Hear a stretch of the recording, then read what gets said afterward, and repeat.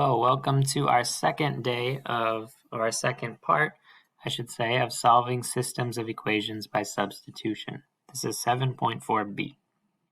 Again, I put the key concepts here. So this is how we would solve a linear system using substitution. But we're going to go through it step by step because what we're going to do today is a little bit more complicated, but still using the same methods. So step one to solving this linear system, well, what I see is that equation 1 and equation 2 both don't have a variable by themselves, which means they're not solved for a variable. So what we're going to have to do is we're going to have to solve equation 1 for x.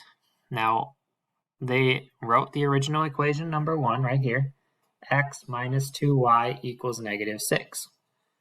When they say solving for x, what they want to do is get x by itself. Here, what they did was looks like they added 2y to both sides, so that when they do that, these cancel out, and they get x by itself, so now x equals 2y minus 6. Why do you think we solved for x this time instead of y? So last lesson we wanted to solve for y. We wanted to look for when y was by itself. Well, the easiest thing to say about this one, we solved for x because x had no number in front of it. It had no coefficient. So x was by itself. It had no coefficient or no number in front of it. That's going to make it easier on us because then we don't have to divide anything.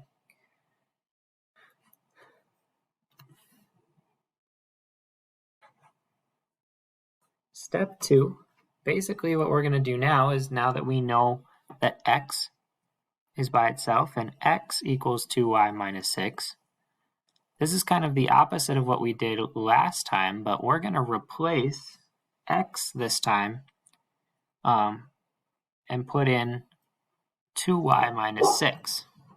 So after they replace x, they have 4 times 2y minus 6 plus 6y equals 4. So then they use the distributive property. They distributed this 4.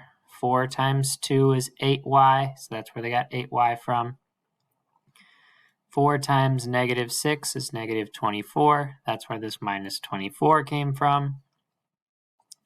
And then they have a 6y here. The next step, it says to simplify.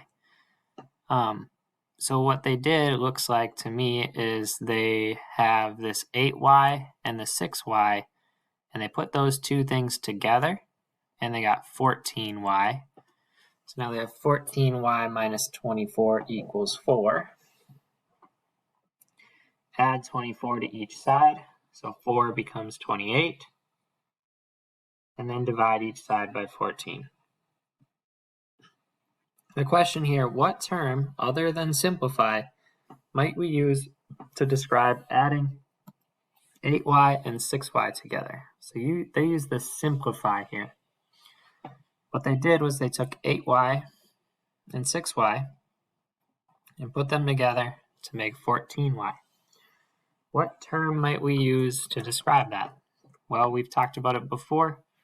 It's called combine like terms. They are like terms because they both have y.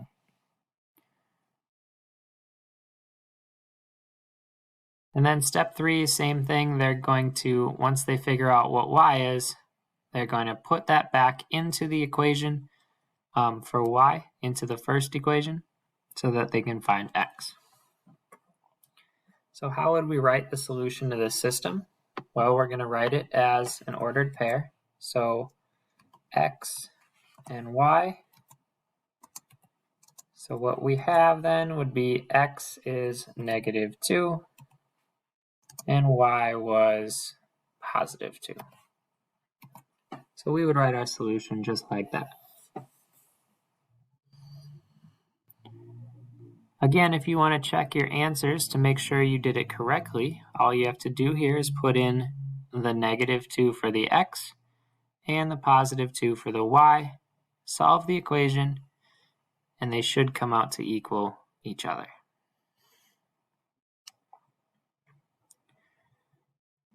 All right, let's practice this. Solve this system of linear equations using substitution.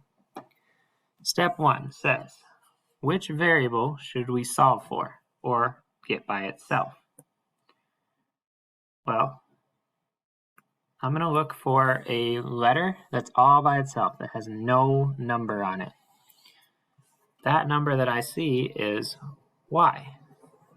The other one has 3x in that equation, then there's -2x and +4y. But this y has nothing on it, so I'm going to solve for y in equation 1. So my equation is 3x plus y equals -7. I want to get y all by itself. So I need to move this 3x to the other side. So I'm getting rid of it on the left side. So to do that, I have to subtract 3x.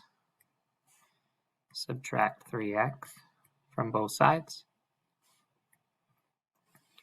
3x minus 3x is nothing. Y is now by itself.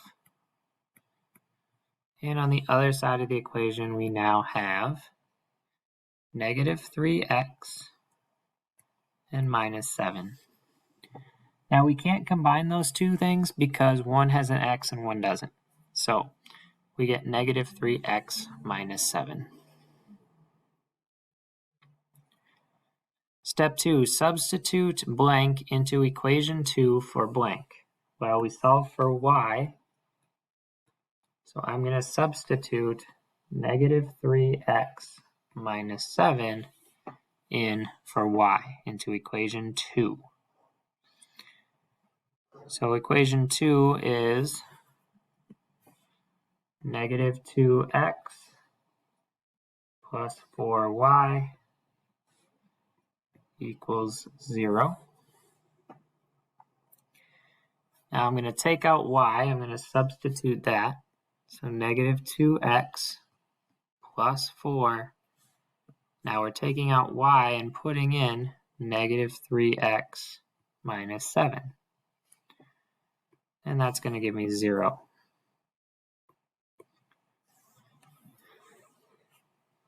All right, so the next step they said was to do the distributive property. So I'm going to take this 4 and multiply it to both the things inside the parentheses.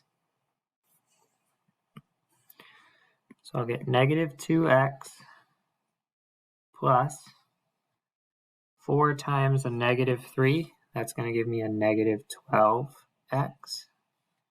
And 4 times a -7. That's going to give me a -28. Now that equals 0. Now we simplify. Now we get our two like terms together. So I see two x's. I see -2x and -12x. So we're going to add these two things together. When I add two negatives, it's going to stay negative. So 2 plus 12 gives me 14, but it stays negative, so I get a -14x minus 28 equals 0.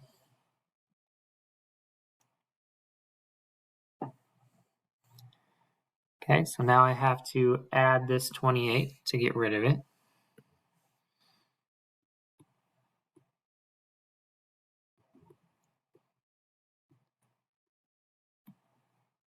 So I'm left with -14x equals 0 plus 28, which is 28.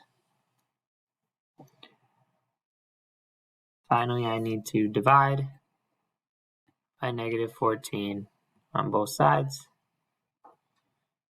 to get x equals 28 divided by negative 14 gives me a negative 2. So x equals negative 2 in this problem. So now we know x. We have to find y now.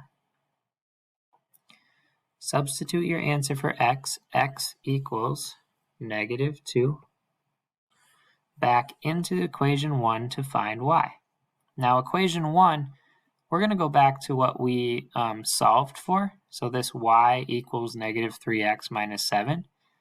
I could put it into this original equation, but I think this one's easier because y is now by itself.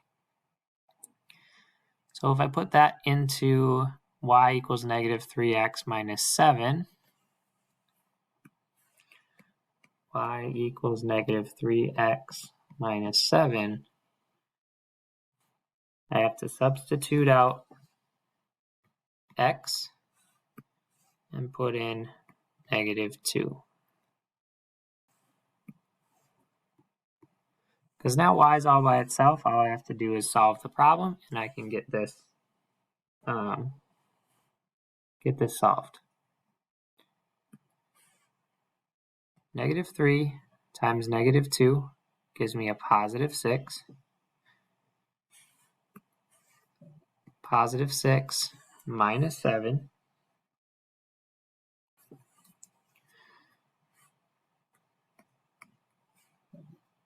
Y equals 6 minus 7, so y equals a negative 1. Now down here where it says the answer, I'm looking for the answer in an ordered pair form. So my x was negative 2, and my y was negative 1.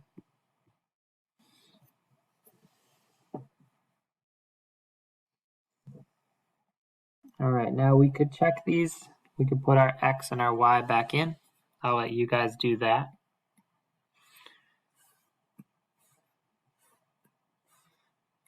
So you guys can check those answers to make sure we did it correctly. Then after you do that, there's 1, 2, 3, 4 practice problems that I want you to try. Then there's a problem where you have to figure out what the error was in their solving of this system. And then there's a challenge problem. You can do this if you'd like to. You have to actually write your own system of equations using the information given and then solve it.